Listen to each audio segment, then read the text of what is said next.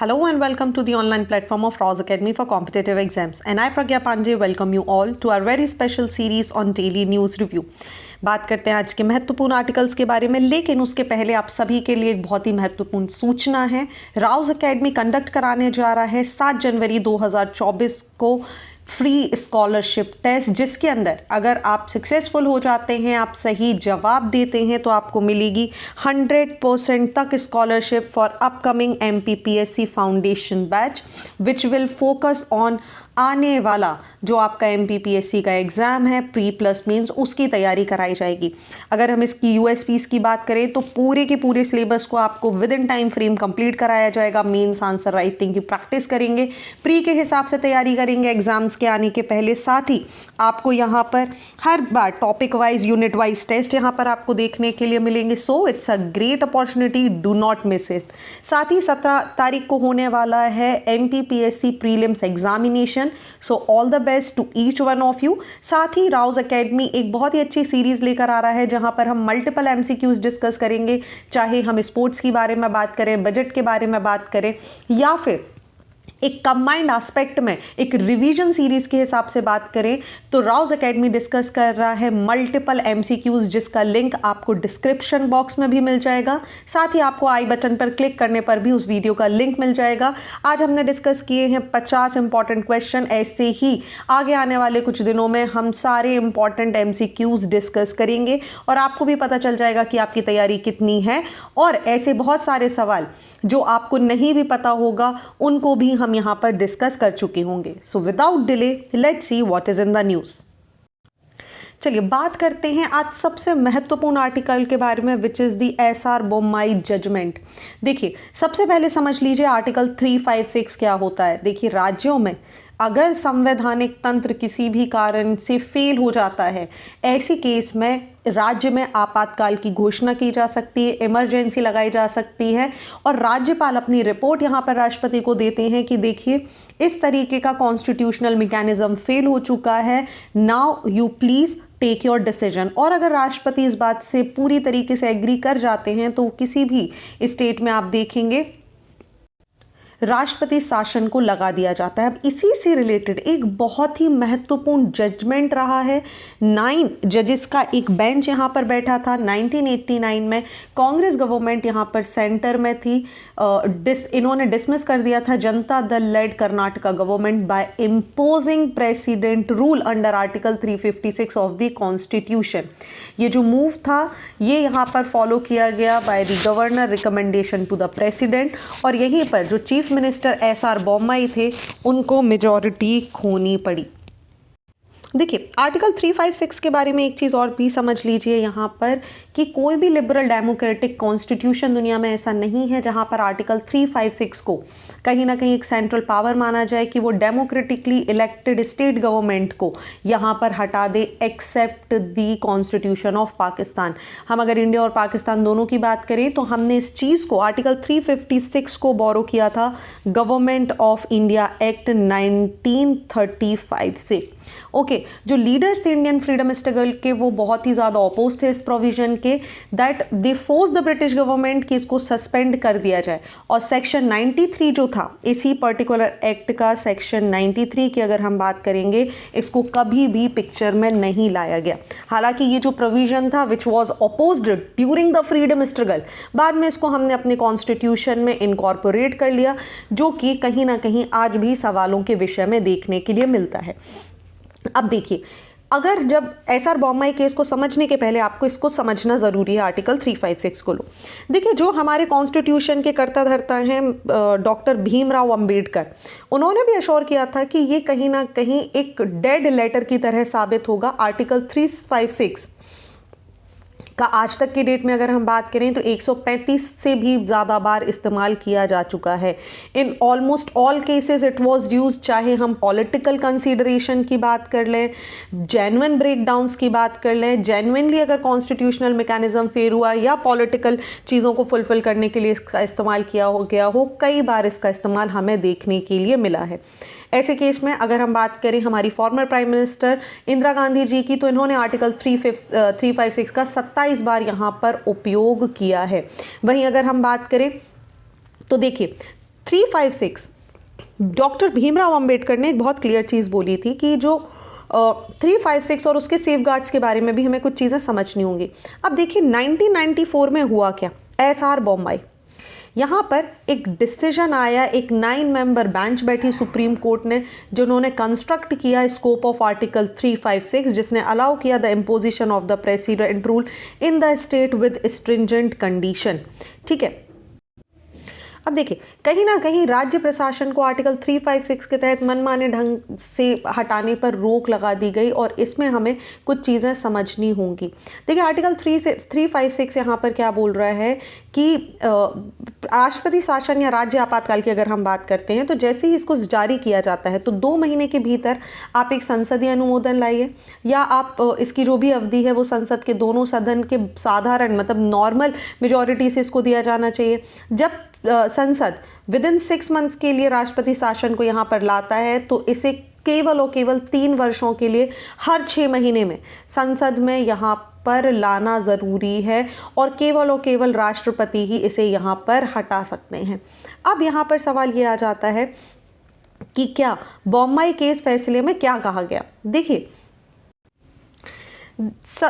इसमें माना गया कि जो प्रेसिडेंट डिसीजन है जो इम्पोज करता है president rule in the subject, it is part to be a judicial review.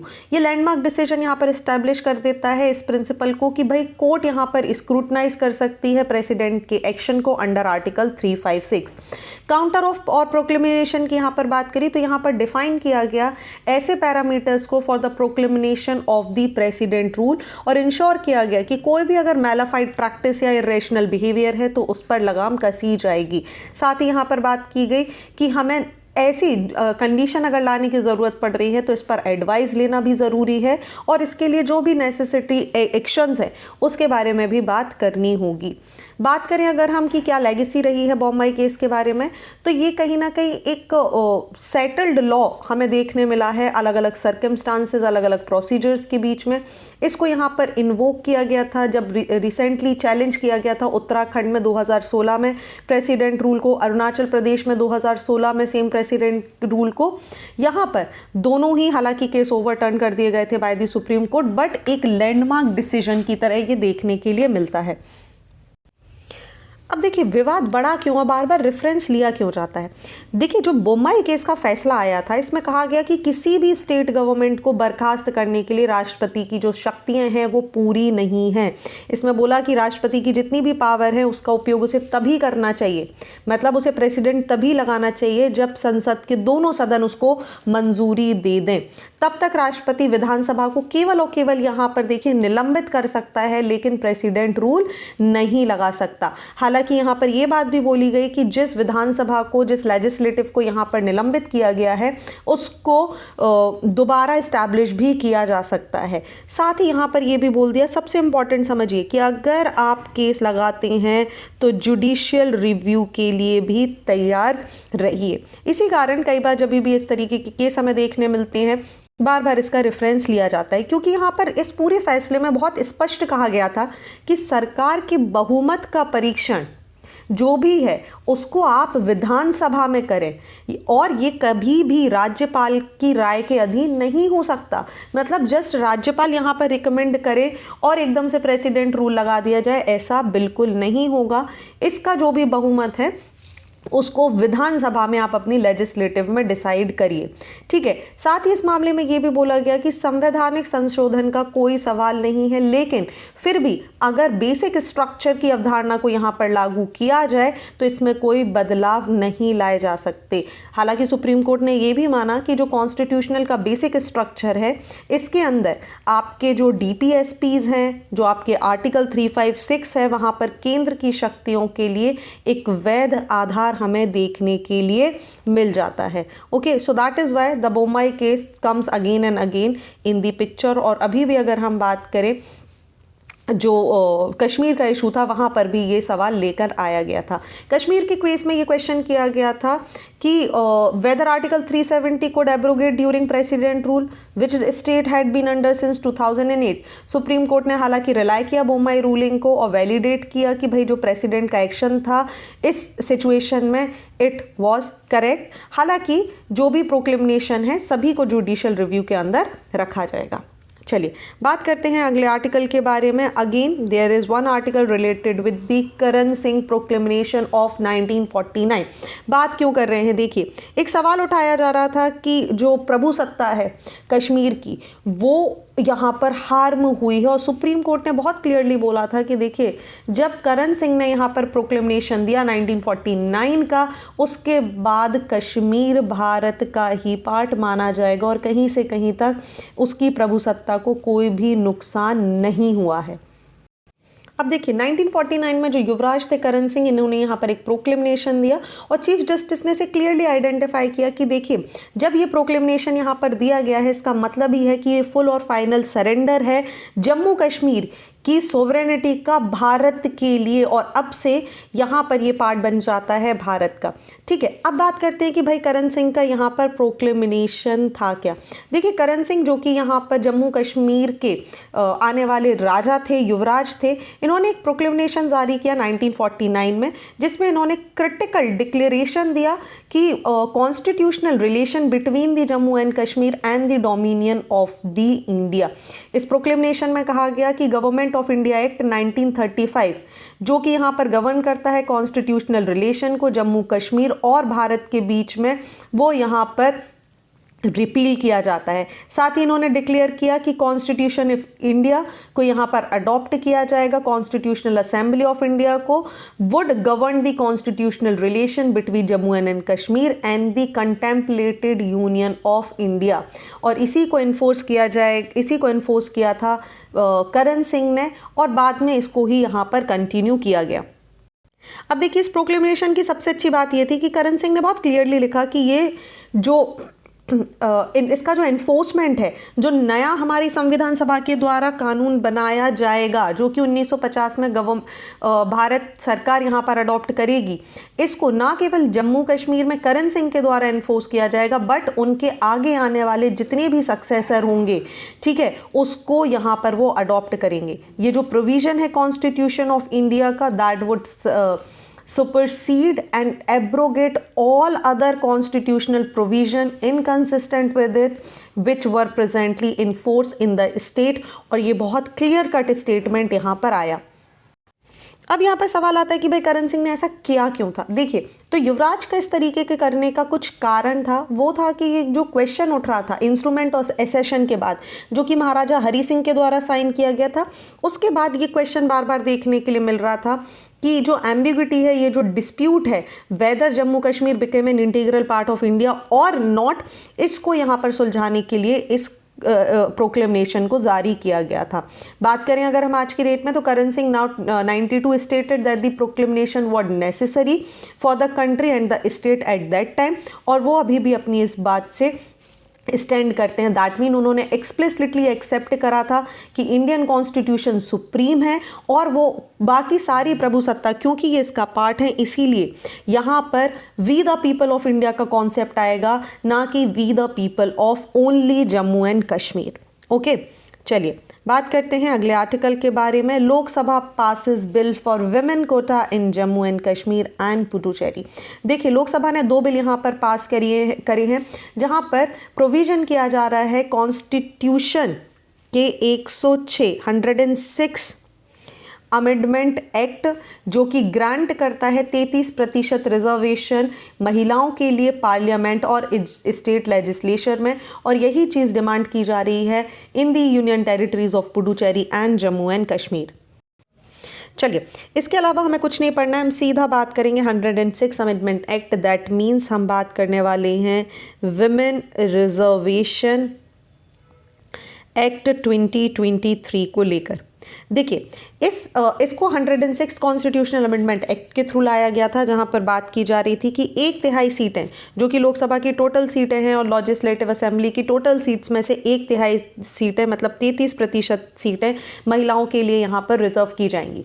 जब हम इसकी बात करते हैं इस एक्ट की, तो इसके पहले बहुत सारे बिल पेश किए गए 96, 1998, 2000, 2010 एंड 14, लेकिन ये बिल यहाँ पर पास नहीं हो पाया। बहुत सारी कमेटियाँ बनी, like committee on the status of women 1971, committee under the Margaret Alva 1987, Geeta Mukherjee committee 1996, committee on the status of women 2013, लेकिन कहीं पर भी कोई खास डिसीजन हमें देखने के लिए नहीं मिले। हालांकि बाद में जब हम बात करें तो 106 अमेंडमेंट के साथ कुछ संशोधन के तहत इसको यहाँ पर लाया गया। बात की जा रही है कि जब हम इस प्रतिशत की बात कर रहे हैं तो ये कब तक वैलिड है, क्या ये अनलिमिटेड है? जी नहीं, इसको अभी 15 साल के लिए फिक्स किया गया है कि आगे आने वाले 15 साल में इसे रखा जाएगा। ठीक है। दूसरा यहाँ पर बात की गई आर्टिकल 330A जो कि रिजर्वेशन फॉर वुमेन्स की बात कर रहा है इन लोकसभा, आर्टिकल 332A जो कि रिजर्वेशन की बात कर रहा है इन दी स्टेट लेजिस्लेटिव्स, 239AA जो कि NCT मतलब नेशनल कैपिटल रीजन दिल्ली में बात कर रहा है, 334A जो कि बात कर रहा है delimitation is undertaken and census is conducted, और उसके आधार पर यहाँ पर डिसीजन दिया जाएगा। Okay, so here are some of the decision जो आपको याद रखने हैं, क्योंकि अगर हम पॉलिटिकल रिप्रेजेंटेशन की बात करें तो केवल 82 वुमेन्स MPs आपको देखने मिलेंगी लोकसभा में, जो कि केवल 15.2% यहाँ पर बनाती हैं, एंड ओनली 31 इन राज्यसभा जो कि केवल और केवल 13% बनाती हैं। ओके, सो एवरेज अगर हम बात करें स्टेट लेजिस्लेटिव कॉन्स्टिट्यूशन का तो केवल और केवल 9% महिलाएं आपको यहाँ पर रिप्रेजेंटेशन करती हुई दिखाई देंगी। That is why it is very important कि बनाया जाए किस चीज़ को, वुमेन्स के लिए एक एक्ट को, और उसी के साथ 106 एक्ट के साथ हमारे पास आ गया था which is women reservation act 2023। चलिए moving on to the next article of the day. बात की जा रही है इंडिया के मॉनसून के बारे में, जो इसका अपना एक डिस्टिंक्ट फीचर हमें देखने के लिए मिल जाता है। चाहे हम ऑनसेट की बात करें, विड्रॉवल की बात करें, एक्टिवेशन या ब्रेक पीरियड की बात करें, कहीं ना कहीं हमें एक डिफरेंट सिस्टम देखने के लिए मिलता है। अभी की डेट में अगर हम बात करें तो हमारा जो मॉनसून सिस्टम है ये थोड़ा सा अजीब हमें देखने मिला। लो प्रेशर सिस्टम हमारे पास बनता है हर बार की तरह। कारण यहाँ पर बताया गया है भाई ग्लोबल वार्मिंग। देखिए, ग्लोबल वार्मिंग की वजह से हमारा मानसून इस बार डिले हुआ है। वहीं बहुत सारे साइक्लोन्स हमें देखने मिले हैं, जिसकी वजह से आप देखेंगे जो आसपास का क्षेत्र, क्योंकि साइक्लोन वहाँ आ रहा है जहाँ पर लो प्रेशर एरिया क्रिएट हो रहा है। ठीक है, सो कोई हवाएं चल रही हैं high pressure to low pressure की तरफ, तो जो मानसून यहाँ आना चाहिए था उसका शिफ्ट हमें देखने के लिए मिल गया। वहीं अगर हम बात करें पिछले 7 दशकों में, तो जो टोटल सीजनल रेनफॉल हुआ है इंडिया में वो लगातार कम होता जा रहा है। क्यों? क्योंकि हमारी जो लैंड और ओशन हीटिंग है ये बहुत ज़्यादा डिफरेंस क्रिएट कर रही है बिकॉज ऑफ ग्लोबल वार्मिंग। वहीं अगर हम टोटल सीजनल रेनफॉल के बारे में बात करें तो ये भी लगातार कम होती जा रही है। चैलेंज देखिए, अब प्रॉब्लम कहाँ आती है, जब इस तरीके की एक्टिविटीज़ होती हैं तो मेट्रोलॉजिकल डिपार्टमेंट सबसे ज़्यादा इशू फेस करता है। कारण क्यों? क्योंकि अलग अलग फैक्टर्स की वजह से जो प्रेडिक्शन है वो चेंज हो जाते हैं। कई बार आपने देखा होगा कि IMD ने प्रेडिक्ट किया ऐसा होने वाला है, लेकिन ऑल ऑफ अ सडन उसके ऑपोजिट हो जाता है और हम IMD को कोसते हैं। लेकिन नहीं, बहुत सारे ऐसे फैक्टर्स हो जाते हैं जैसे ग्लोबल वार्मिंग का होना, एल नीनो ला नीनो की सिचुएशन होना, तो इसकी वजह से भी जो हमारा मानसून है वो चेंज होता है। हालांकि इंडिया मानसून की अगर हम बात करें जो कि बहुत ज़्यादा डिपेंड करता है एल नीनो और ला नीना के फिनोमेना पे, आज की डेट में लगभग 60% उसकी एक्यूरेसी हमें देखने के लिए मिलती है। वहीं अगर हम बात करें बहुत सारे चेंजेस के अलावा मॉनसून डायनेमिक्स को देखें तो जो कॉरिडोर है मॉनसून का वो एक बहुत ही एक्सट्रीम रेनफॉल इवेंट कई बार क्रिएट करता है, स्पेशली जब हम वेस्ट बंगाल, उड़ीसा, गुजरात के क्षेत्रों की बात कर रहे हैं तो यहाँ पर वाटर डिस्ट्रीब्यूशन बहुत ही डिफरेंस हमें देखने के लिए मिलता है। दैट मीन्स अगर हम 1901 से 2019 के टाइम पीरियड के बारे में बात करें तो उड़ीसा, गुजरात, राजस्थान और वेस्ट बंगाल वो क्षेत्र हैं जहाँ पर मॉनसून हमें ऑलमोस्ट स्टेबल कैटेगरी में देखने के लिए मिला है। कारण क्यों? इस लोकेशन में आप देखें एक्सट्रीम रेनफॉल होती है, एक ऑप्टिमिज्म हमें यहाँ पर देखने के लिए मिल जाता है, जिसकी वजह से एक एक्यूरेट प्रेडिक्शन इन क्षेत्रों में देखने के लिए मिलता है। इम्पॉर्टेंट क्या है, देखिए फोरकास्ट इसीलिए इम्पॉर्टेंट हो जाता है कि आगे आने वाली किसी भी चुनौतियों से निपटा जा सके। अगर हमारे पास ये रिजल्ट नहीं होंगे, ये डायनेमिक्स नहीं होंगे, तो इसका एक क्लियर कट प्रेडिक्शन नहीं किया जा सकेगा। चलिए, ये था इस आर्टिकल के बारे में। बात करते हैं इंडियन मेट्रोलॉजिकल डिपार्टमेंट के बारे में। तो एक ये हमारे देश का नेशनल मेट्रोलॉजिकल एजेंसी है जो कि रिस्पॉन्सिबल हो जाता है वेदर फॉरकास्ट करने के लिए, वार्निंग इश्यूज़ करने के लिए, मेट्रोलॉजिकल इन्फॉर्मेशंस को यहाँ पर हम तक पहुँचाने के लिए, या जितने सेक्टर हैं चाहे एग्रीकल्चर, एविएशन, शिपिंग और डिज़ास्टर मैनेजमेंट की बात करें। लॉजिकली अगर हम बात करें तो IMD को यहाँ पर शुरुआत करने का क्रेडिट हम दे सकते हैं ब्रिटिशर्स को। इसको इस्टेब्लिश किया गया था 1875 में। दैट मीन्स ये it is one of the oldest meteorological department in the world. Sir Henry Piddington जो कि ब्रिटिश मेट्रोलॉजिस्ट थे, उनका बहुत इंपॉर्टेंट रोल रहा है IMD को इस्टेब्लिश करने के लिए। चलिए बात करते हैं अगले आर्टिकल के बारे में, where we are talking about कि 74% इंडियंस हेल्दी डाइट नहीं अफोर्ड कर सकते। ये बात आई है food and agriculture organisations of the United Nations release the regional overview of food security and nutrition report of 2023 के अंदर। देखिए, इस रिपोर्ट ने बहुत बड़ा कंसर्न जताया है उन सारे स्टैटिक्स और ट्रेंड्स को देखते हुए, specially in the case of south Asia. इस रिपोर्ट ने एम्फसाइज किया है कि जो फूड कॉस्ट है ये लगातार बढ़ती जा रही है।